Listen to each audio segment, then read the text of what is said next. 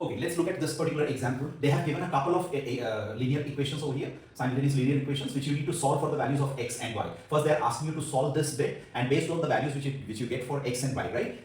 Put them into this particular expression and get the value. Your final answer should be the value of this particular expression. So now, by closely looking at this these two equations, right, what is the operation you can do so that you can get rid of either one of the fraction? Which is the first one I'm going to target? So I'm going to target this because this has both x plus x and y over here. If I could retain this one and if I can get rid of this one, right, I should be able to calculate the value of x much faster over here. Good. So this is the first thing which you need to identify in a problem. Now look at it. What is the difference between these two? You see that there is a 1 in numerator over here and there is a 5 in the numerator over here. So can I convert this into 5? For converting this into 5, what do I need to do? I need to simply multiply the entire linear equation by 5, and this one I don't have to do, I have to just multiply it by 1. So look at it, what do you get?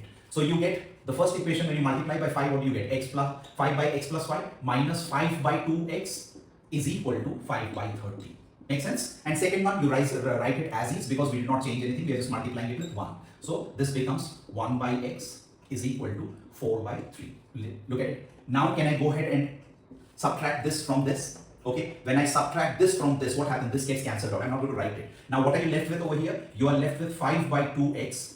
Right, you're subtracting this, so this sign will change to minus. It becomes 1 by x is equal to 5 by 30 minus 4 by 3. Life is easy. Okay, look at it. What is common between these two? What is the LCM for this one? 2x. So let's make it 2x. So this becomes minus 5 and this will become minus 2. Here, what is the LCM? It's 30. Right, this becomes 5 minus 40. Okay, so when you go ahead and resolve, this becomes minus 7 by 2x is equal to, this becomes minus 35 by 30.